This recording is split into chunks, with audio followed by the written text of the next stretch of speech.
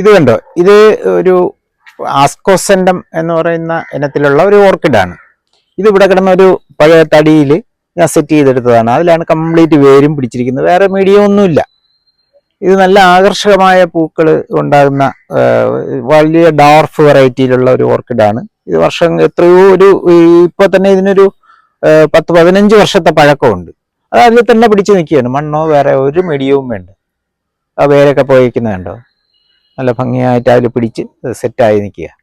ഇതിൻ്റെ അർക്കാക്കിരൺ എന്ന വെറൈറ്റിയിലുള്ള പേരയാണ്. ഇത് ഉള്ളിൽ നല്ല ചുവപ്പായിരിക്കും. ഇതെപ്പോഴും ഫ്രൂട്ട്സ്, വർഷം മുഴുവൻ ഫ്രൂട്ട്സ് ഉണ്ടാകുന്ന ഒരു പ്ലാന്റാണിത്. ഇത് ഒരുപാട് വലിപ്പം വയ്ക്കുന്ന കായല്ല, എന്നാലും എപ്പോഴും ഒരുപാട് കായ ഉണ്ടാകുന്നത് കൊണ്ട് നല്ല വെറൈറ്റിയിലുള്ള ഒരു ചെടിയാണിത്. ഇത് ബേറാപ്പിൾ. ഇത് ആപ്പിളിൻ്റെ അതേ രുചി തന്നെ, കുറച്ചുകൂടെ ചെറിയ ഫ്രൂട്ടാണെന്നുള്ളതേ ഉള്ളൂ. ഇത് കാ പിടിച്ചു തുടങ്ങിയിട്ടുണ്ട്. ഇത് നമ്മളൊന്ന് നന്നായിട്ട് പ്രൂൺ ചെയ്ത് ഇട്ട് കഴിഞ്ഞാൽ ചെറിയ പ്ലാന്റ് ആയിട്ട് നിൽക്കും, അല്ലെങ്കിൽ വലുതായിട്ട് പോകും. ഇപ്പോൾ നന്നായിട്ട് കായ്ച്ചു തുടങ്ങിയിട്ടുണ്ട്. നല്ല മധുരമുള്ള ഫ്രൂട്ടാണ് ഇതിൻ്റെത്. എൻ്റെ പേര് വേണുഗോപാൽ. ഞാൻ പോത്തങ്കോട് ശാന്തിഗിരിക്ക് സമീപത്താണ് താമസിക്കുന്നത്. ഞാൻ ഗവൺമെൻറ് സർവീസിൽ ട്രിവാൻഡ്രം കോർപ്പറേഷനിൽ ഹെൽത്ത് സൂപ്പർവൈസറായിട്ട് റിട്ടയർ ചെയ്തതാണ്. ഇപ്പോൾ 7 വർഷത്തോളമായി. കൃഷിയാണ് ഞങ്ങളുടെ പാരമ്പര്യമായിട്ട്. എൻ്റെ അച്ഛനെല്ലാം നല്ല കൃഷിക്കാരനായിരുന്നു. കൃഷി മേഖലയിൽ ഞാൻ റിട്ടയർ ചെയ്യുന്നതിന് മുമ്പ് തന്നെ നമ്മുടെ വീട്ടാവശ്യത്തിനുള്ള പച്ചക്കറി ഉൽപ്പാദിപ്പിക്കുകയും പൂക്കളോട് പ്രത്യേക താല്പര്യം ഉണ്ടാവുകയും ആ മേഖലയിൽ വളരെയധികം കാലമായിട്ട് തന്നെ സജീവമായിട്ടുണ്ട്. എന്നാൽ റിട്ടയർ ചെയ്തതിന് ശേഷം ഇപ്പോൾ 7 വർഷമായി.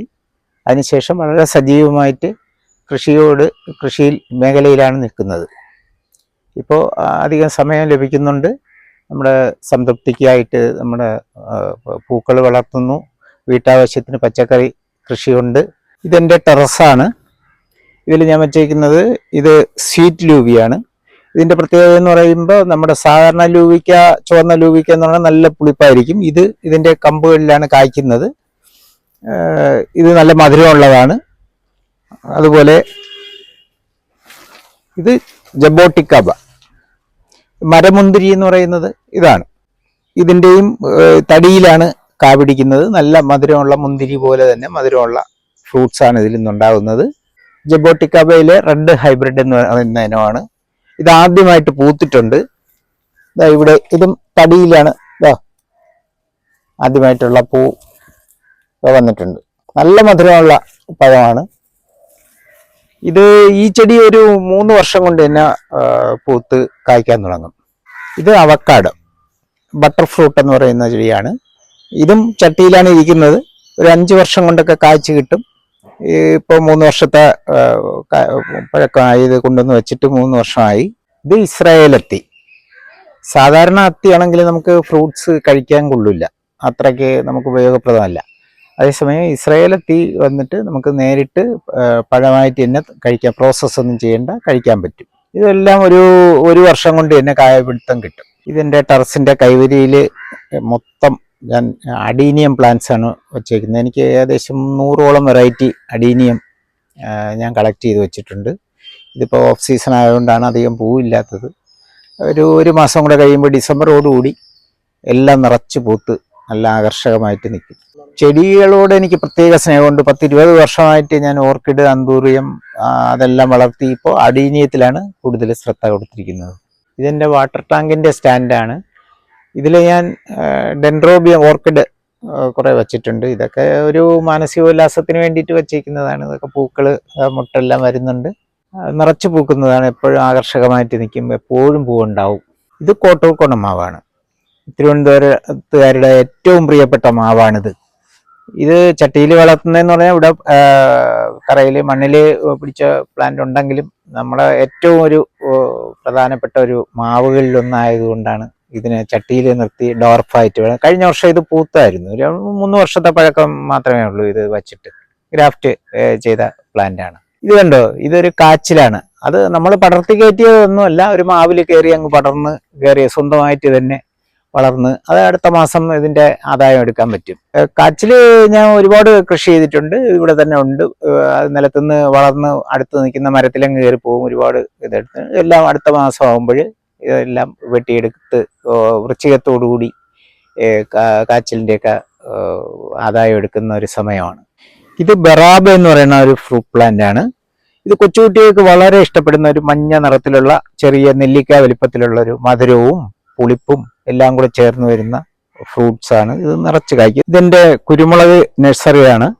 ഇത് നാഗപതി രൂപത്തിലാണ് ഇതിന്റെ തൈകൾ ഉൽപ്പാദിപ്പിക്കുന്നത്.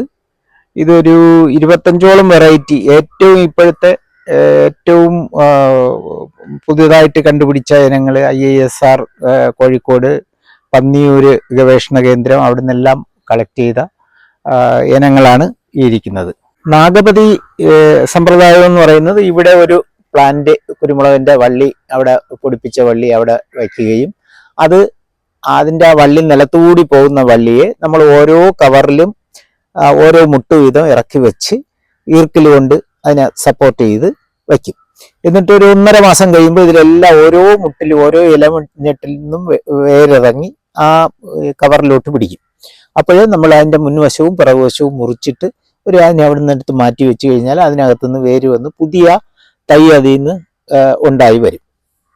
അതാണ് അങ്ങനെ ഓരോ പെട്ടെന്ന് നമുക്ക് കുരുമുളകിൻ്റെ തൈകൾ കൂടുതൽ ഉൽപ്പാദിപ്പിക്കണമെങ്കിൽ ഇതാണ് ഏറ്റവും ഇപ്പോഴത്തെ നല്ല മെത്തേഡ്. പന്നിയൂരിൻ്റെ 1 മുതൽ 10 വരെയുള്ള വെറൈറ്റി അവർ ഇറക്കിയിട്ടുണ്ട്, ഗവേഷണ കേന്ദ്രം ഇറക്കിയിട്ടുണ്ട്. അതിൽ ആ 10 വെറൈറ്റിയും നമ്മുടെ കയ്യിൽ കളക്ട് ചെയ്ത് നമ്മുടെ കയ്യിലുണ്ട്. അതുപോലെ IISR കോഴിക്കോടിൻ്റെ ശ്രീകര, ശുഭകര, തേവം, ശക്തി അങ്ങനെ തുടങ്ങിയുള്ള പുതിയ വെറൈറ്റികളെല്ലാം നമ്മൾ ശേഖരിച്ചു വെച്ചിട്ടുണ്ട്. ഇതാണ് പീനട്ട് ബട്ടർ. എന്ത് മനോഹരമായിട്ട് മുന്തിരി കൊല പോലെ കാഴ്ച നിൽക്കുന്നതാണ്. വലിയ സ്വീറ്റും സവറും ഒന്നുമല്ല, ഒരു കഴിക്കാൻ കൊള്ളാം.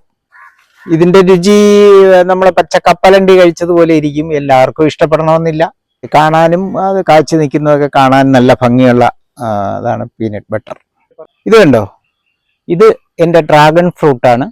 ഒറ്റ പൈപ്പിലാണ് നിർത്തിയിരിക്കുന്നത്. മുകളിൽ റബ്ബർ ഇതിൻ്റെ ടയർ കൊണ്ടുള്ള വളയം ഉണ്ടാക്കി അതിൻ്റെ മുകളിൽ കൂടെ പടർത്തി വിട്ടേക്കാണ്.